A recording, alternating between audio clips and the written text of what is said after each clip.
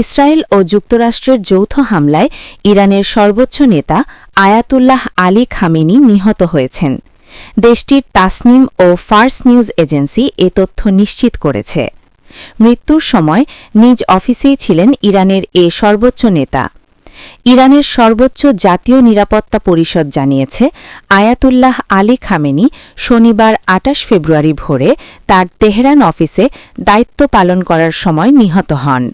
IRGC সংশ্লিষ্ট Tasnim news agency বলেছে, Khamenei নিজ অফিসে নিহত হওয়ার ঘটনা প্রমাণ করে যে তিনি আত্মগোপনে ছিলেন এমন খবর ছিল শত্রুপক্ষের মনস্তাত্ত্বিক যুদ্ধের অংশ।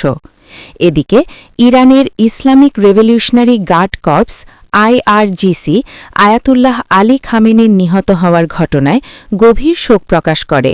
সেই সঙ্গে খামেনির মৃত্যুর প্রতিশোধ নেওয়ার অঙ্গীকারও করেছে সংগঠনটি।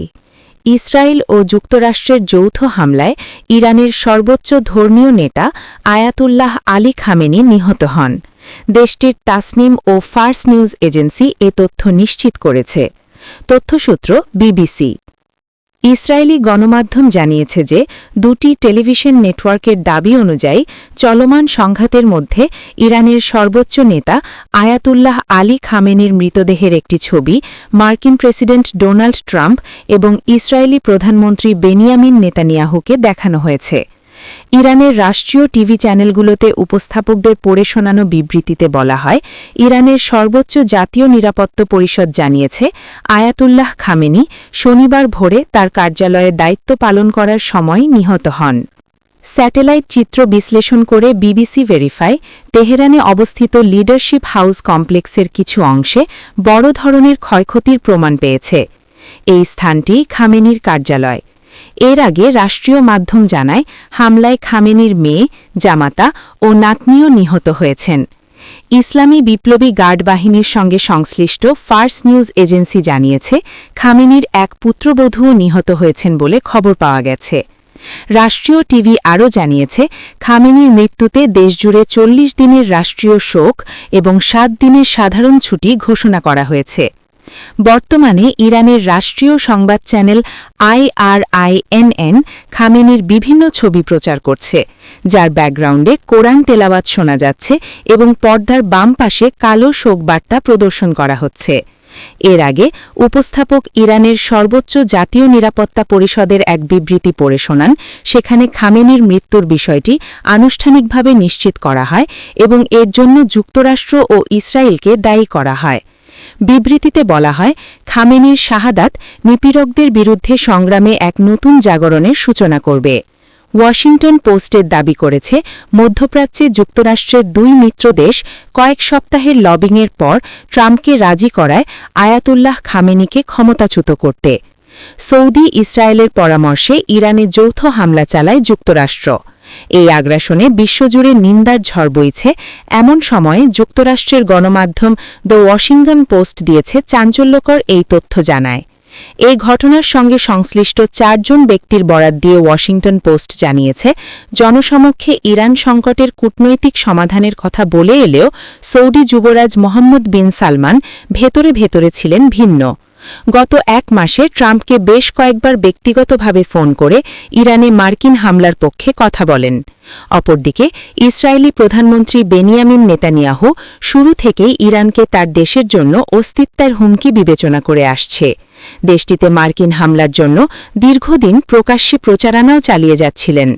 এই সম্মিলিত প্রচেষ্টার ফলেই ট্রাম্প ইরানের নেতৃত্ব ও সামরিক বাহিনীর ওপর বিমান হামলার নির্দেশ দেন।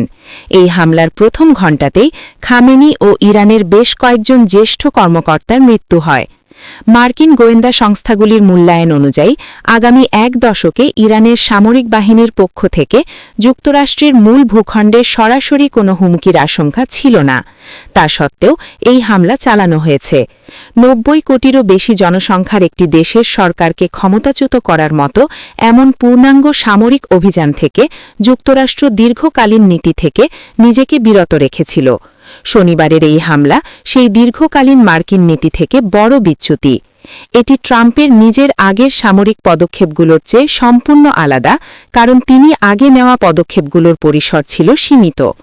হামলার জন্য সৌদি আরব এমন এক সময় চাপ প্রয়োগ করে যাচ্ছিল যখন মার্কিন প্রেসিডেন্টের বিশেষ দূত স্টিভ ওয়াইটকফ ও ট্রাম্পের জামাতা জারেড কুশনার ইরানের পারমাণবিক ও ক্ষেপণাস্ত্র প্রকল্প নিয়ে দেশের নেতাদের সঙ্গে আলোচনা চালিয়ে যাচ্ছিলেন। সেই আলোচনা চলাকালীনই সৌদি যুবরাজ ও ইরানের প্রেসিডেন্ট মাসুদ পেজেশকিয়ানের মধ্যে ফোনালাপের পর রিয়াদ বিবৃতি দেয়।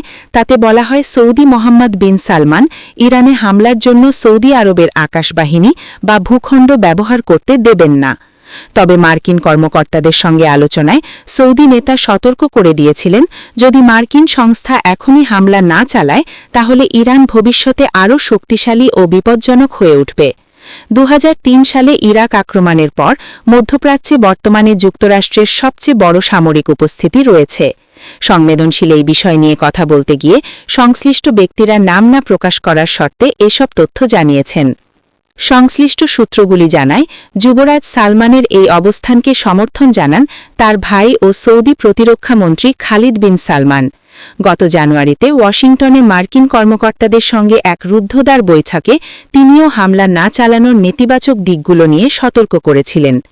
সৌদি নেতার এই জটিল অবস্থানের পেছনে মূলত দুটি বিষয়ের টানাপোড়েন কাজ করছে বলে মনে করছেন তার চিন্তাভাবনার সঙ্গে পরিচিত ব্যক্তিরা।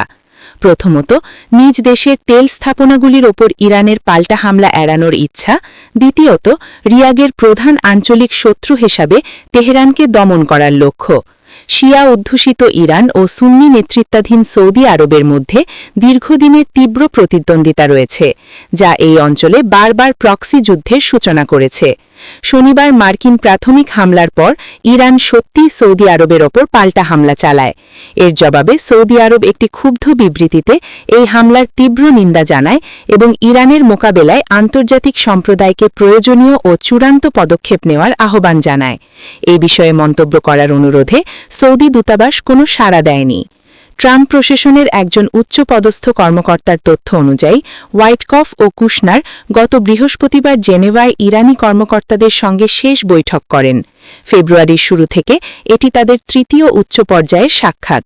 তবে বৈঠক শেষে তারা এই ধারণা নিয়ে ফিরে আসেন যে ইরান পারমাণবিক সমৃদ্ধিকরণের প্রয়োজনীয়তা নিয়ে তেহরান তাদের সঙ্গে টালবাহানা করছে। এরপর শনিবার করা হয় নজিরবিহীন হামলা। তবে বিশ্লেষকরা বলছে, ইরানের সর্বোচ্চ ধর্মীয় নেতা খোমেনিকে হত্যা করে ইসরায়েল ও যুক্তরাষ্ট্র মোচাকে ঢিল ছুঁড়েছে, বরং হামলাকারীদের মিত্ররাও এখন বিপদে। খোমেনির শোককে গোটা জাতির শক্তিতে রূপান্তর করে শত্রুদের মোকাবেলায় একের পর এক হামলা করছে। ইরানের সর্বোচ্চ ধর্মীয় নেতা আয়াতুল্লাহ আলী খামেনি হত্যাকাণ্ডের প্রতিবাদে পাকিস্তানে বিক্ষোভ ছড়িয়ে পড়ে। পাকিস্তানের করাচিতে যুক্তরাষ্ট্রের দূতাবাসের কাছে বিক্ষোভকারীদের সঙ্গে আইনশৃঙ্খলা বাহিনীর সংঘর্ষ ঘটেছে। এই ঘটনায় অন্তত 9 জন নিহত হয়েছেন। স্থানীয় হাসপাতাল সূত্রের বরাত দিয়ে আজ রবিবার একটি প্রতিবেদনে এ তথ্য জানিয়েছে পাকিস্তানি সংবাদ মাধ্যম ডন। আন্তর্জাতিক ডেস্ক, বাংলার গেজেট।